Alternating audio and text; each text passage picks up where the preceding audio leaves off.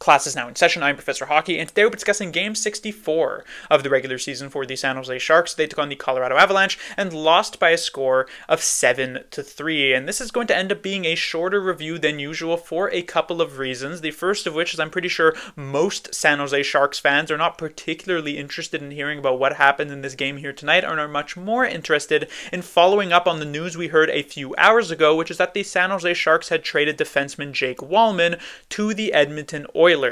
However, the reason I'm making this video instead of that trade video is because we do not actually know any of the details of that deal. It has been rumored that there could be a first-round pick coming back in return. There have been rumors that there could be a prospect coming back in return, but nothing actually locked down. It was expected that perhaps some news would leak out during the game or as it had finished, but at the time of recording this, nothing has been said. We are being left completely in the dark, and so here I am. The second reason that this is going to end up being shorter than usual is that here tonight in this game against the Avalanche, the Sharks got absolutely crushed. They got dominated, they got destroyed. Any possible synonym that you can come up with, this game was not even remotely close. A month ago, the Sharks played against the Dallas Stars. It was their final game before the Four Nations break, and they lost that one 8-3, and I'd come out with the controversial opinion that I didn't think that the Sharks had actually played that game all that poorly, and it was more so their goaltending that kind of let them down in what would have otherwise been a relatively respectable score of like a 5-3 loss. Not the case here tonight. This was truly one of the more lopsided games of the entire season for the San Jose Sharks. This one, the Sharks never really actually had a chance to take down this Avalanche team.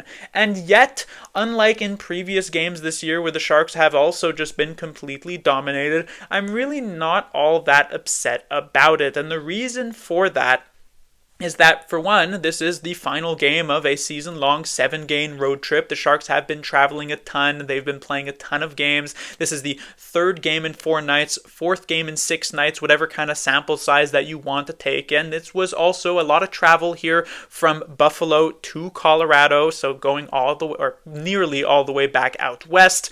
It was definitely going to be a very tough game going up against a really good opponent. But one of the other reasons, and this was something that I actually tweeted out during the game, is that we have seen this San Jose Sharks group be very, very tight. They seem to really like playing with each other, and all of the players get along at least relatively well from what we can see from the outside. Of course, the maybe major storyline for the Sharks just yesterday was the Tyler Toffoli, Will Smith, Macklin Celebrini sleepover moment, so you can definitely see that there is some camaraderie here.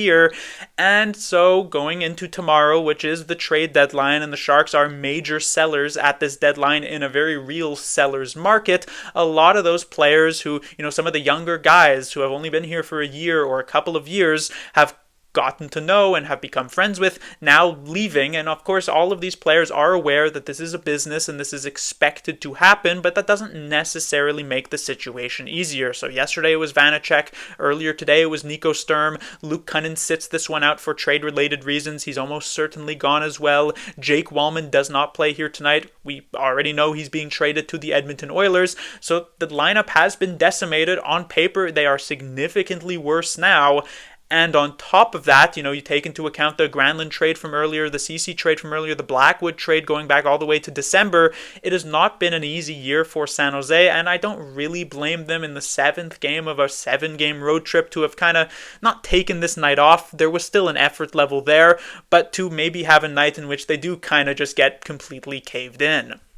Now, when we move on to the goals here, it starts off with a kind of run of special teams play. Kiviranta scores shorthanded. That makes it 1-0. Then it is Makar who makes it 2-0 on the power play. Zetterlund cut the lead in half on the second power play unit for the Sharks, which was actually perhaps better than their first power play unit here tonight, which has been very rarely said here in this game. One of the few bright spots of this game. And then late in the first period, the dying seconds, it is Jonathan Drouin who makes it 3-1. In the second period, the Avalanche just continue to completely control this game. It is Necas who makes it 4-1, also on the power play, before McKinnon makes it 5-1. And then, right at the end of the second, it appeared that they had scored a 6th goal, but that one got called off for goalie interference, not really doing the Sharks any favor, because the game was pretty much put away at this point. There was not any of that comeback magic like they had the other day against the Toronto Maple Leafs. McKinnon would score again in the third period to make it 6-1. Then Celebrini would score his 20th of of the season. Nice to see at the very least him be able to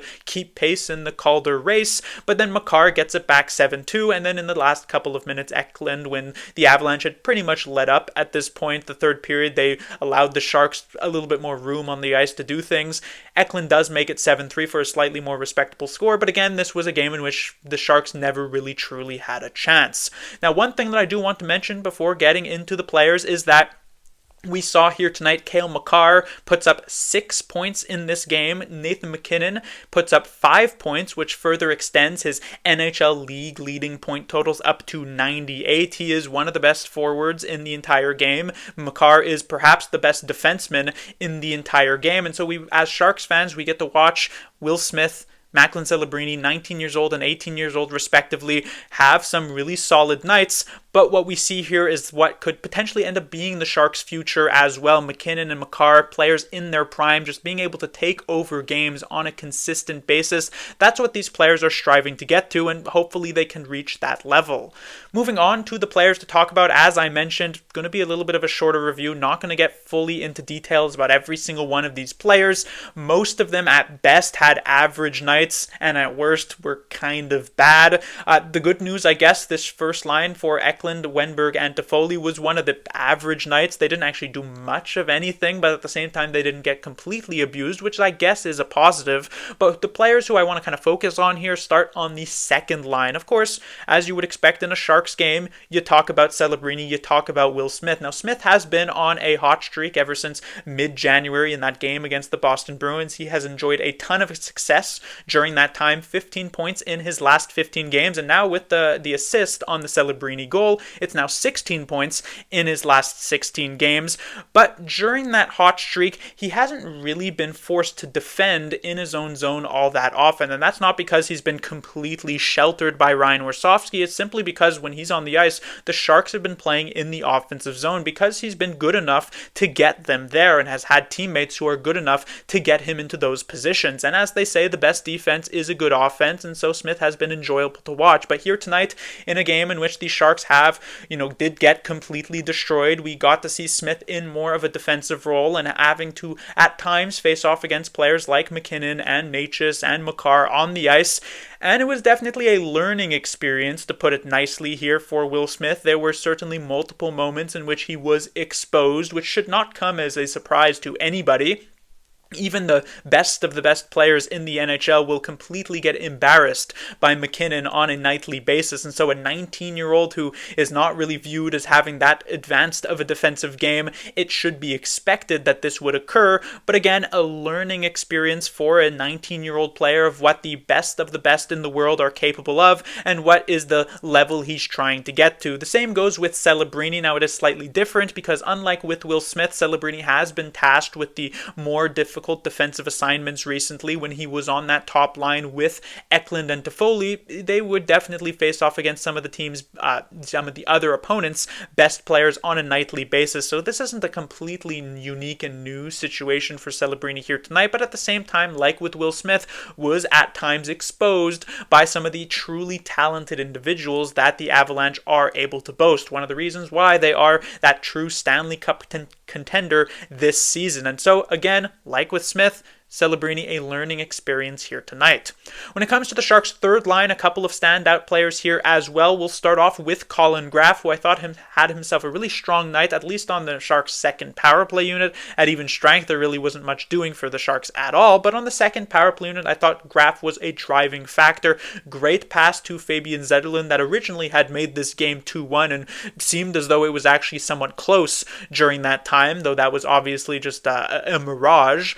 But nice to see that Graf was able to contribute offensively. He has had these kind of flashes of offense in many of the last few games since his second call-up to the NHL, and this is a true opportunity for Colin Graf to really lock down a position within the Sharks lineup. Nico Sturm been traded, Luke Cunnin likely to be traded as well, considering he was held out in this game for trade-related reasons, and so Graf should be able to really compete for a consistent third-line spot, a consistent position on the Sharks' second power play unit, and an opportunity opportunity to truly show what he is capable of and work his way into a conversation to be involved in the Sharks roster going into next season, because that's really where we are looking forward to at this point with the amount of talent that the Sharks are sending away to actual buying teams at the deadline.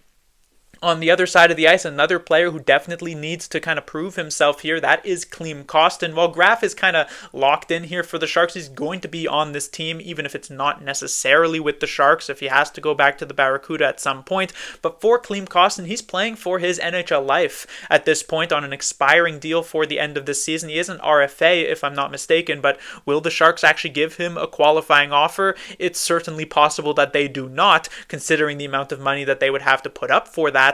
And so, if he's even going to be with the Sharks next season or even on any other team, he needs to be able to prove himself down the stretch here. He hasn't done a ton in the first 3 quarters to show himself deserving. Yeah, I could technically see a team taking a flyer on a player who has his combination of skill and size no matter what, so maybe he'll get a minimum deal anyway, but still these 18 games are going to be important. I thought he was pretty good tonight, showcased some decent talent, actually managed to have success with it instead of it backfiring as it has previously in the last few games, and he was a decent part of the Sharks' second power play unit, and we shall see if he can kind of seize the moment here as a Sharks third liner moving forward.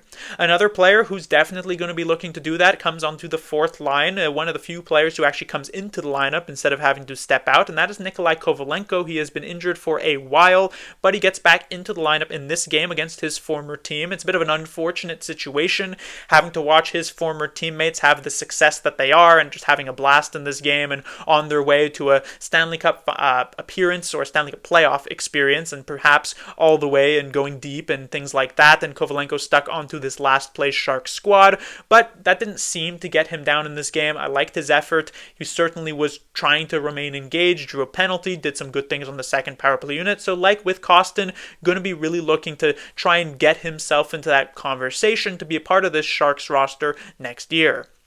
When it comes to the defensive side of things, we saw Ferraro and Mukhamadullin, who had been a very effective pairing for the Sharks in each of these last few games, have to step up into an even bigger role for this one with no Jake Wallman, and so with Liljegren then stepping back to the second pairing, this was the number one. A lot of faith being put into both of these players, and unfortunately against the talent that the Avalanche do have, they didn't quite deliver. Ferraro did a complete flip-flop after having been really great in these last few games. This was an off night for him or I guess technically it's kind of more in line with what we were seeing earlier this season for Ferraro, but from what we have been seeing since the Four Nations, it is an off night, I guess you could say. If I'm a scout in the audience, I'm not certainly watching Ferraro and saying, wow, this is a terrible defenseman, because he was given some really tough tasks here tonight against some really great players, so I don't think this necessarily affects his trade value or anything, but that's just to say that, again, really big struggle for him. And when it comes to Mukhamadullin, like in the case with Celebrini and Smith, a learning experience. He has not faced even remotely close to this level of talent during his time in the AHL with the San Jose Barracuda, and so certainly a wake-up call for him, and hopefully this will just build towards a better Mukhamadullin. I'm not going to get any way down about this player just because of an off night here in this one. When it comes then to the one other player who I want to mention, at least on the forward and defensive side of things, we do have Jimmy Schuldt, who got called up as the emergency player because of Henry Thrun's injury, but with Jake Wallman sitting out here tonight and the newest San Jose Shark, Vincent Desharnais, not being able to play here tonight, likely waiting in San Jose for when the Sharks do return there for the following game on Saturday, he gets the opportunity here. This is not his first NHL game of his career. He did play one that was 6 years ago with the Vegas Golden Knights, but because it was so long ago, it kind of feels like another NHL debut for himself. It's an unfortunate reality that this ends up happening in this game, one of the worst of the entire season for the Sharks. Kind of reminded me of when Ethan Cardwell earlier this season got called up for a second time, played one game against the Florida Panthers. The Sharks got completely destroyed and then would end up getting sent back down. We shall see if the same type of situation happens here with Schuldt. Outside of a few early game jitters where I thought he made a couple of big mistakes in like the first period, he's certainly settled in like decently well for the rest of it, and so I could certainly foresee a world in which, let's say, on Saturday, Desharnais plays, but they decide to have maybe Vlasic or Thompson sit out a game in favor of Schultz just to give him a kind of a redo to this debut type of game here with the San Jose Sharks. But I could also foresee him just heading back to the San Jose Barracuda with basically just a shrug of the shoulders of like, hey, we tried. It's unfortunate that you ended up in this game. And then finally, we have the Sharks goaltender Georgiev. As I mentioned a month ago, the Sharks played against the Dallas Stars. They lost by an even slightly more embarrassing score, 8-3, and that was a night in which Vitek Vanacek was pretty bad and definitely the Sharks' worst player. But here tonight, not really going to be putting much blame onto Georgiev. He goes against his former team. He gets very, very little help in front of him. Were there maybe one or two of these goals that he could have technically had? Sure, but I'm definitely not going to be blaming Georgiev in this situation. Yeah, he lets in 7 goals, but I really don't think that he was the problem here. But that will do it for this review. The Sharks will be back in action on Saturday. They'll be taking on the New York Islanders. This will be the first game post-trade deadline, as we already know, and as we have already seen here tonight. The Sharks will have a very different roster, one that has indeed going to be looking a lot bit worse than what it just did a week ago, and the Islanders are going to be going through the very same situation. Just today, during this game, we heard that the Islanders traded away Brock Nelson, ironically, to the Avalanche mid-game there. So they're going to be down one of their best players, and it's possible they'll have more moves coming out for them within the next 24 hours or so. And so it'll be a game between two sellers, and we shall see if the Sharks can redeem themselves. Class dismissed.